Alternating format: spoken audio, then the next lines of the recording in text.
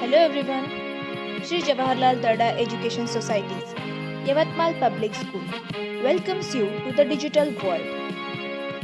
Welcome to YouTube channel YPS Back to Class.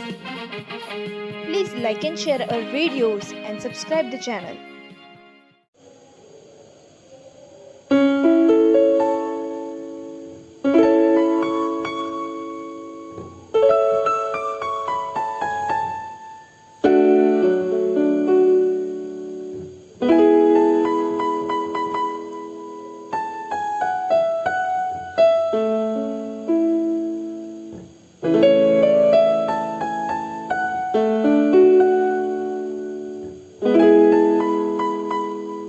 आप सभी को मेरा नमस्ते।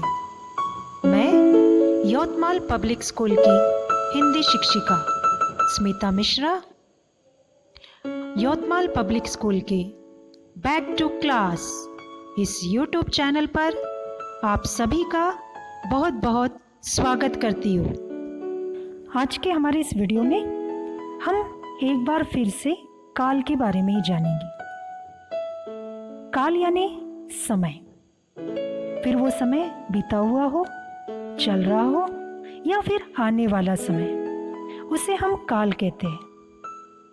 काल के मुख्य 3 भेद है: भूतकाल, वर्तमान काल और भविष्य काल। हमारे पहले के वीडियो में हमने भूतकाल के बारे में जानकारी प्राप्त की। आज हम वर्तमान काल और भविष्य काल के बारे में जानेंगे। काल का जो दूसरा रूप है वर्तमान काल, उसके बारे में जान लेते हैं। वर्तमान काल यानी क्या होता है? क्रिया के जिस रूप से उसके चल रहे समय में होने का बोध हो, उसे वर्तमान काल कहते हैं। जैसे कि यहाँ उदाहरण लेंगे, वह पढ़ती है, राम स्कूल जा रहा है। यहाँ पर आप देख रहे हैं कि यह दोनों वाक्य में क्रिया जो है वो चल रहे समय में घटित हो रही है, तो ऐसे काल को हम वर्तमान काल कहते हैं। चल रहे समय में होने वाली क्रियाएं वर्तमान काल कहलाती है। वर्तमान काल के 3 प्रकार होते हैं। सबसे पहला है सामान्य वर्तमान काल, दूसरा है अपूर्ण वर्तमान काल और तीसरा प्रकार है संदिग्ध वर्तमान काल। हम एक एक कर इन तीनों प्रकार के बारे में जानेंगे।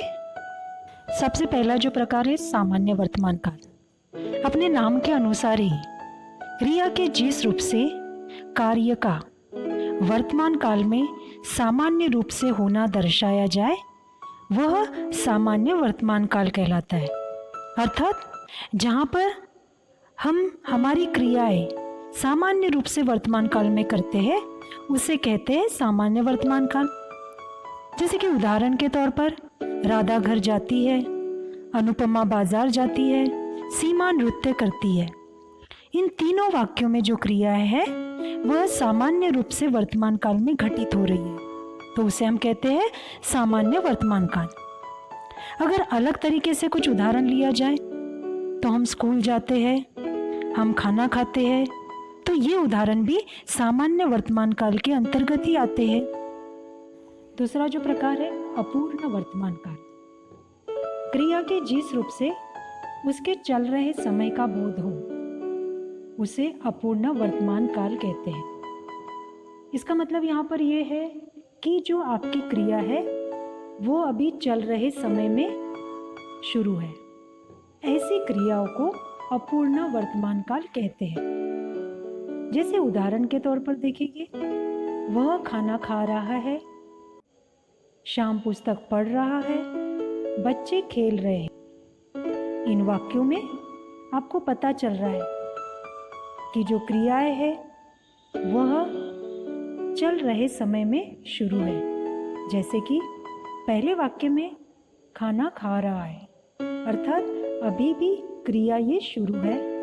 पुस्तक पढ़ रहा है, इस वाक्य में भी क्रिया अभी चल रही है। और बच्चे खेल रहे हैं, इस वाक्य में भी क्रिया चल रही है। अर्थात ऐसे क्रियाओं को हम अपूर्ण वर्तमान काल कहते हैं। वर्तमान काल का जो तीसरा प्रकार है संदिग्ध वर्तमान काल, वो क्या होता है? क्रिया के जिस रूप से वर्तमान में कार्य के होने में संदेह का बोध हो उसे संदिग्ध वर्तमान काल कहते हैं। संदिग्ध यानी संदेह, अर्थात आपकी जो क्रियाएं वर्तमान काल में चल रही है उसके होने में संदेह होगा। जैसे कि वाक्य से आपको पता चलेगा वह खाना खाता होगा। यहाँ पर आपको पता चल रहा है कि इस वाक्य में संदेह उत्पन्न हो रहा है, खाता होगा। दूसरा है बच्चा सो रहा होगा। क्रियाएं तो वर्तमान काल की है लेकिन उसके होने में संदेह है, तो ऐसी क्रियाओं को हम संदिग्ध वर्तमान काल कहते हैं। अगला जो है वह खेल रहा होगा। रहा होगा मतलब इस वाक्य में भी कहीं ना कहीं संदेह उत्पन्न हो रहा है, तो ऐसी क्रियाओं को हम संदिग्ध वर्तमान काल कहते हैं। अब काल का जो तीसरा प्रकार है वो है भविष्य काल। क्रिया के जिस रूप से किसी कार्य के आने वाले समय में होने का बोध हो वह भविष्य काल कहलाता है। जैसे कि उदाहरण के तौर पर मैं दिल्ली जाऊंगा, शिक्षक पाठ पढ़ाएंगे, शाम पढ़ाई करेगा। इन तीनों वाक्य से आपको पता चल रहा है कि जो क्रियाएं हैं जाऊंगा, पढ़ाएंगे और करेगा, इन तीनों क्रियाओं के माध्यम से ये क्रियाएं आने वाले समय में होने का बोध करा रही है, तो ऐसी क्रियाएं कहलाती है भविष्य काल की क्रियाएं। तो इसे हम कहते हैं भविष्य काल। भविष्य काल के सबसे पहले प्रकार के बारे में जानते हैं, वो है सामान्य भविष्य काल। क्रिया के जिस रूप से किसी कार्य के आने वाले समय में सामान्य रूप से होने का बोध हो वह सामान्य भविष्य काल कहलाता है।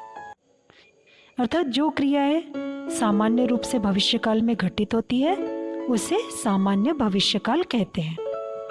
जैसे उदाहरण है मैं दिल्ली जाऊंगा, शिक्षक पाठ पढ़ाएंगे, शाम पढ़ाई करेगा।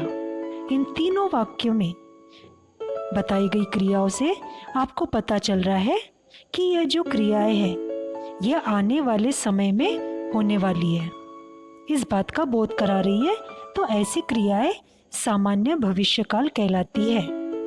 भविष्य काल का जो दूसरा प्रकार है वो है संभाव्य भविष्य काल।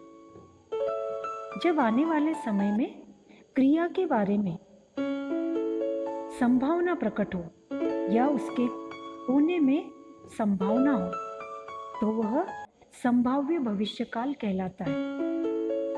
उदाहरण देखेंगे, शायद मैं दिल्ली जाऊंगा, संभवतः शिक्षक पाठ पढ़ाएंगे, शायद शाम पढ़ाई करेगा। इन तीनों वाक्य से आपको पता चल रहा है कि इन क्रियाओं के होने में संभावना प्रकट हो रही है। अर्थात वो शायद दिल्ली जाएगा, संभवतः शिक्षक पाठ पढ़ाएंगे, शायद शाम पढ़ाई करेगा। इन वाक्यों में क्रिया के होने में संभावना नजर आ रही है, यानी क्रिया होगी ऐसा निश्चित नहीं है। ऐसे क्रियाओं को हम संभाव्य भविष्य काल कहते हैं। अगर आप सभी को मेरा ये वीडियो पसंद आया है तो लाइक और शेयर ज़रूर कीजिए। साथ ही हमारे YouTube channel YPS back to class इसे सब्सक्राइब भी ज़रूर कीजिए। धन्यवाद।